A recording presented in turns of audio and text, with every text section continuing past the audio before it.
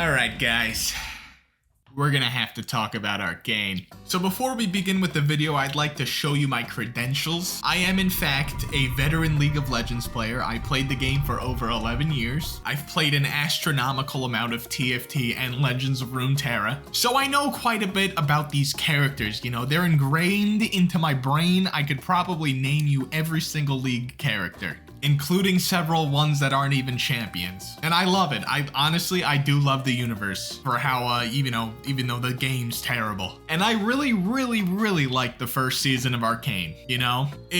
It really is exactly what you would want from a show coming out of this universe. It's absolutely gorgeous. The characters are just amazing. The interactions between them, you really, like, they feel human, right? And a lot of cool stuff happens. And it just, again, looks really cool. So, you know, my excitement was incredibly high for this new season. And for the most part, that excitement was very warranted. Now, spoilers, this is more of a, post-watch review, I guess. I can't really talk about this without really spoiling it. I'm sorry. Just, if you haven't watched it already, just go watch it, dude. It's like, even with all the flaws I'm about to mention, which aren't much, it's still a masterpiece. Like, go watch it. It's incredible. So honestly, just to really just sum things up, I think it was rushed. I know they've spent a ton of time on this, but I think past episode 7, which, 8 and 9 were the last 2 episodes, I think the pacing there was just kind of not that great. It felt like they were kind of trying to rush to obviously wrap the hundreds of different things that were going on up as soon as possible, to actually finish it, since they only had the 2 episodes left. And it kind of hurt the finale for me. Now, don't get me wrong, it was still amazing. I especially liked Victor's design. I am a huge fan of Victor as a champion. Him, Vhagar, and Xerath are my 3 mages that I just adore and will pick into any matchup, right? So seeing Victor with that cool ass new look where he kind of looks like an eldritch abomination, that's awesome. The whole Jace Victor dynamic, even though a lot of the arcane stuff wasn't really explained properly, but then again, you really don't, with magic stuff, it's kind of hard to explain it properly, so, I'll give that a pass. But even though that stuff was kind of wishy-washy, the Jace and Victor dynamic was still fantastic. A lot of the problems I have with it is more so, for example, Mbessa kind of is just like an idiot in the last episode. Throughout the entire series, she's kind of like cunning and, smart and tactical. And you get the vibe that, like, she is him, right? She knows she's in there, right? But in the last episode, yeah, okay, she fights Caitlyn and her Mel and then loses, but, that's not really what I'm getting at. It's more so just, why is she helping Victor? I know, she wants, obviously, his magic stuff to fight the Black Rose. The problem with that is she didn't ask Piltover or anything. You think she'd at least, have some kind of conversation with the people who's fighting against her so vividly. Hey, why do you actually care if Victor gets to the Hex Gates? What's the actual problem with that? Don't ask Jace. Not that Jace would explain it. That's another thing. Jace didn't explain anything. He's like, okay, this is a robot threat. This is a threat to entire Runeterra. But, maybe have an interaction of him explaining to Mel or Vi, yeah, I went into the future and saw this with my own eyes. Give them some kind of clarity. Or, better yet, tell Victor that, at all. Instead of shooting him, instead of, obviously I know he's got the PTSD, but since we learned that it was Victor who brought him back to the past, why not, maybe your timeline Victor would have just touch him. He can see memories, just touch him. It literally happens in the finale. None of that stuff needed to happen. There's a lot of just convolution, I guess, if that's a word that I can use properly. And another thing, oh my God, you know what? I waited 7 years to see Vi's boobs, and you have one really long sex scene with them, her and Caitlyn, in this grungy ass cell, and we still don't get to see even some side boob.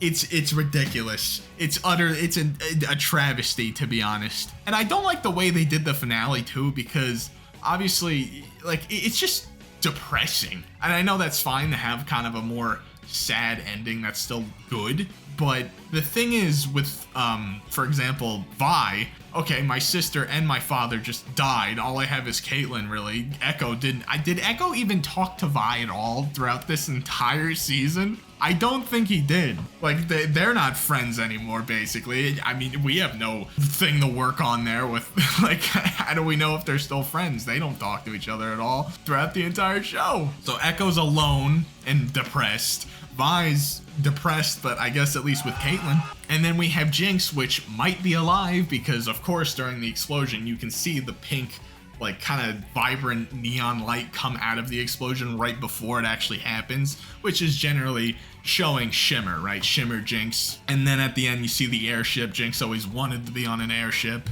So it's like, you have all these different things setting up for the next season, but they told us that we're not going to be following these characters again, right? Unless I'm wrong, this was the last episode with this story, with these characters. Next is probably going to be Noxus Demacia, right? I mean, they showed Swain at the end. The Black Rose stuff really wasn't wrapped up at all. Like, Mel doesn't kill LeBlanc there, right? She just kind of stops her from torturing Mbessa. And if you haven't, you know, if you didn't, like, if you disliked the video, I want to preface this. I still really enjoyed the finale. I still really enjoyed this stuff. I just have nitpicks, to be honest. I feel like this could have been a masterpiece if they had like 2 other episodes right before the finale to really just flush out a lot of this stuff that they had going on. But outside of that, like, it was still amazing. Watch the show. It's fantastic. You know, this always goes into my mind too. Going back to the sex scene in episode 8, man, Vi was in there for a long time, right? In that jail cell. And like,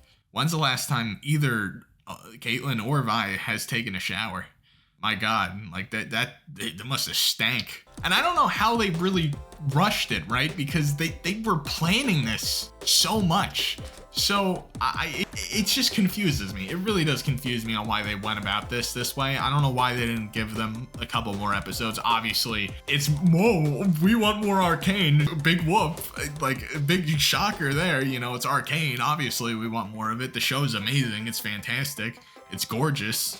The characters are awesome. That was another thing too. I know I keep bringing stuff up. I don't have a script for this. The character moments, there wasn't a lot in the last 2 episodes. Normally throughout the show, there's generally like key characters talking to each other, building off of each other, having interactions with each other. I mean, that's the whole thing about having a League of Legends show in the first place, is to see these characters interact, right? And they interacted, I guess, but compared to the rest of the show and the finale, it kind of felt like they were all doing their own things, especially Vi and Jinx. This is supposed to be their show, is throughout the entire show is really their show.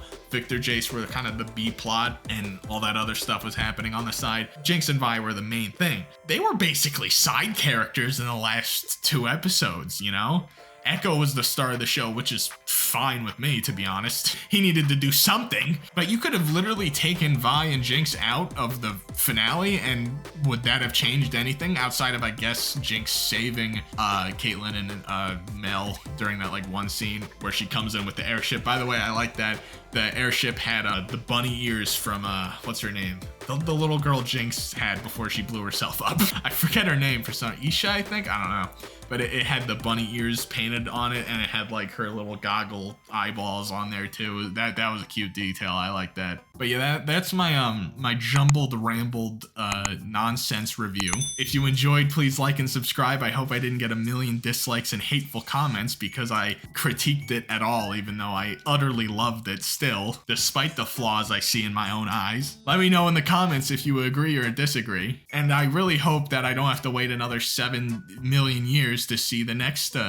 series of Arcane. I still want to watch this, right? I just hope they again make the finale longer, you know? They told us on Twitter, I'm pretty sure I saw a short about this before it actually came out, that it was supposedly long as shit, but it was like an extra 10 minutes compared to the rest of the other episodes.